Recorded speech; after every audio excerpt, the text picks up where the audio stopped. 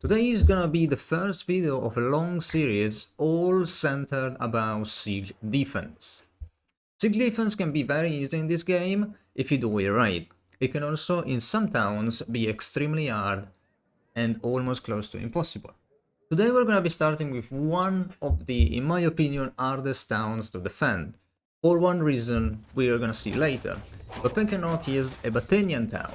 It is mainly fought between the Battanians, the Western Empire, and the Vlandians.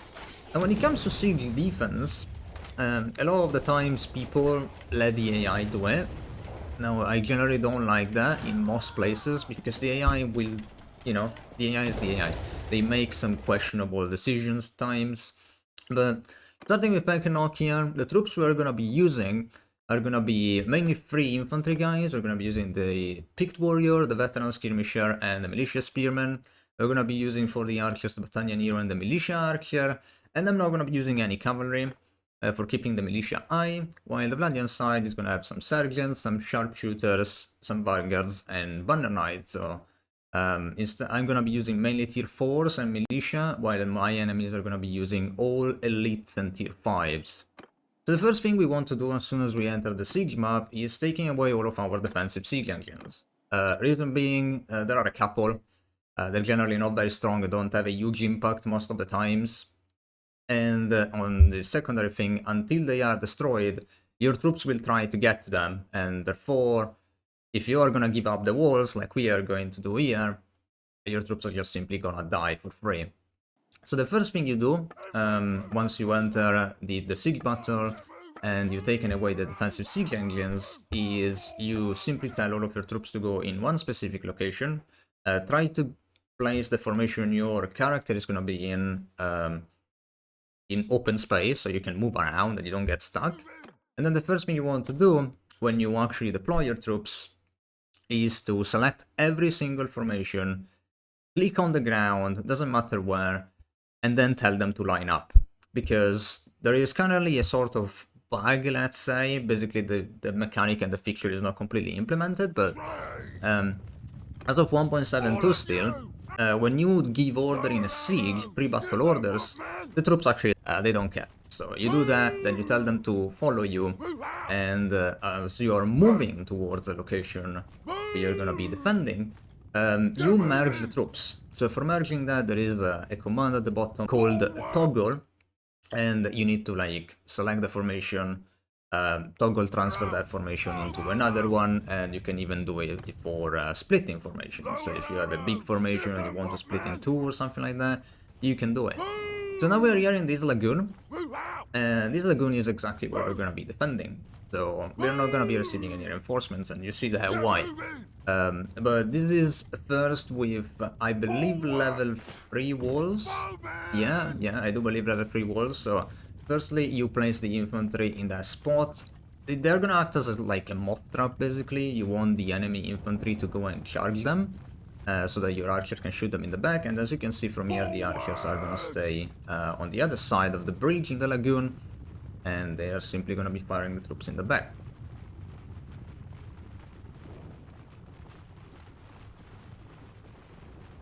Now, if you find yourself with this problem, where your troops are not gonna stay in loose, just put them in shield ball for a second and tell them to lose. The game will force the loose formation on them. It's very handy if they happen to get stuck. Here for formation 1, I'm making a backup formation. Now this is good for 2 reasons. You might see this, so as you can see there are some people trying to get into the formation, but they can't. That means that the formation is too big, so you might want to just create another one, a reserve formation, and send troops there later. Or it could also mean that, if there is cavalry reinforcements, they already have a formation free to go to, instead of trying to do dumb things they can control by the AI. So it's kind of the end setup in here. As you can see, we go like a main archer formation on the right side of the lagoon. We have another archer formation on the left side, a smaller one. And here I am creating another archer formation that we're gonna set on top of the SDL for 2 reasons. The first is because formation 2 was a bit too big, and the other one is because it's, an hill, so they can shoot from there. We're gonna tell formation 1 to shield wall, And now we're just gonna be waiting for the enemies. Now, occasionally you may see that one of your guys is just gonna take on a stroll and go, you know, towards the enemies without any reason. That's because generally, if you don't defend your walls, the enemies can, the enemies, if they have towers or ladders, they can get inside and they can open the door. So one of your guys is gonna be selected to go and close the door. This is what is happening. If you had siege engines like ballistas or catapults and so on, and they didn't get destroyed by the enemies, you, instead of having only one guy basically suiciding, you will have like 4 or 5 different guys suiciding all at the same time, which is kind of bad. And you want to avoid that. That's why we took away all of the siege engines. But as you can see in here, the enemy infantry is just trying to break through our infantry lines, and they are honestly spectacularly failing. The archers are doing a very good job, and remember, these are not even the best archers, and we have probably too many militia as well. Now, Battania has a bonus to militia, so generally, you know, Battanian town owned by a Battanian guy, they have more militia than any other thing, but the militia is not very strong. The militia is kind of weak. They can do their job, definitely. You can win with them if you place them in the right spots, if you have enough infantry to hold the lines. And remember, I'm not even using my character, so if you want to use your character and be a little bit more aggressive, you can stay basically around your infantry, and with a two-handed axe you can very easily get 100-200 kills in a very big siege. Happens basically every time on my streams when I do a defensive fight. As you can see in here, this is why you can get reinforcements. You see all of that like line of red, that column of red guys? Yeah, that was all of the reinforcements tried to get in here, and they simply couldn't. They simply couldn't because we just gave up a lot of ground on this town. But that's why this town is hard to defend, because you have to rely on this very far away location in order to basically guarantee a victory against a very good army. That's why. Second wave comes in, handled pretty well by the boys. One thing you might be noticing is that I tell them to like line up after a wave has been done. That's to have the reinforcements. Sometimes it works, sometimes it doesn't. And here is where the trouble begins. We have the enemies have run out of infantry pretty much, so they're sending in all of their archers. And they have a lot of them, and it's crossbowmen, and they are shooting. They are killing some of my archers as well, and they are pretty good at fighting, so infantry is gone, pretty much. Infantry did its job in this fight, but yeah, they are dead. And now we go a lot of, angry sharpshooters that, they're coming towards our archers with their very big shields. But honestly, one of the best in the game. Probably the Azra is the only shield that is better than that. But yeah, I always give my infantrymen my companions some puppies because they're just so good. And here I just basically split my archers into a second formation. I tell them to charge, to back off their sharpshooters. Worked fairly well. I think it worked definitely better than not doing anything. But yeah, we basically ended up losing a lot of troops in here, but also that was a very big charge by the sharpshooters. Now we're gonna be recovering from this, and in a few seconds, as soon as the charge is done, we can see how I handled this.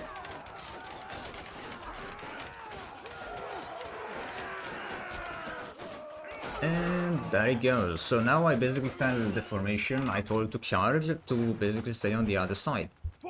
So instead of having the infantry there now, we're basically gonna have archers in loose formation a little bit further behind. But basically now we are, playing without an infantry line, so we just need to outgun the enemy. We need to make sure that most of our archers can fire, that we can maximize our DPS in order to take down the enemy before they can get to us. As you can see from the stats, we are not very far away from winning. Despite losing a bunch of troops here, the fight is still winnable, and when you consider like how strong the enemies are in comparison to us, and the fact that they also have 50% more troops, you can kind of think that you can defend this place pretty easily in your campaign, you're likely to have more troops. The enemies are likely to not be this good. I mean, I've never seen an army full of tier 5s and tier 6s, so even when I give them better perks. But yeah, as you can see in here, it works very well for the last few units they've got. Just keep them standing in. Can't really do anything. That guy tries to escape in vain. And this is the end result. And as we can see here from the end result, the battalion heroes are gonna be behaving very well. The militia archers did very well too. And the infantry kind of broke even, apart from the militia spearmen. The militia spearmen just completely go annihilated. It goes to show how poor militia is, how bad they are. I'm pretty sure you can beat militia with just simply recruits. I mean, it's fair. They are supposed to be like retired soldiers. And here we go to the level 1 defense. Now, the reason why I'm skipping level 2 here is because level 2 is the same as level 3. The layout here doesn't change, so there is really no reason. Level 1 is a little bit more interesting because, as you can see from there, the wall is missing. Where my infantry is placed, there is no wall. So instead of my infantry being on the left side of the lagoon, now they need to be on the like I don't know, a fallen bridge or something, and they need to stay there. And then it does look very weird, but you will see how effective it is. We have a group of archers on the left, and we have, I believe, 3 groups of archers on the right as well, with a very small group of archers, I believe 5 in the middle on that bridge. But as you can see in here from the very first charge of the enemies, they're just going for my infantry. And that doesn't leave much room to shoot for the, the archers on the right side, but the archers on the left side are doing a very good job. And yeah, just enjoy it.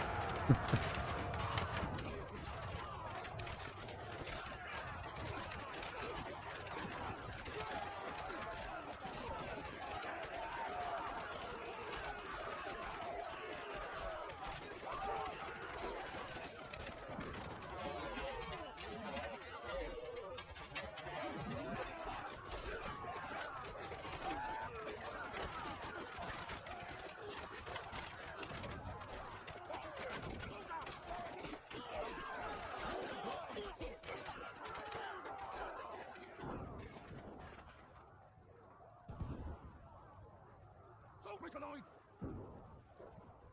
Infantry! Move! Get moving! All shields!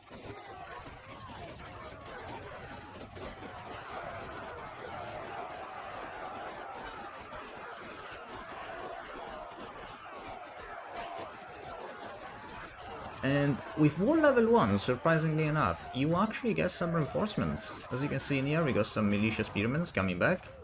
And yeah, I mean, they're gonna help a little. There you go. Now we have another small wave of infantrymen coming in. This one is gonna be handled pretty easily.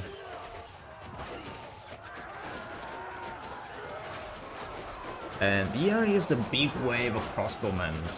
As always, they just annihilate your infantry and they leave your archers to fight. It's archers on archers here, and yeah, it's bloody. There's nothing else to say. It gets messy.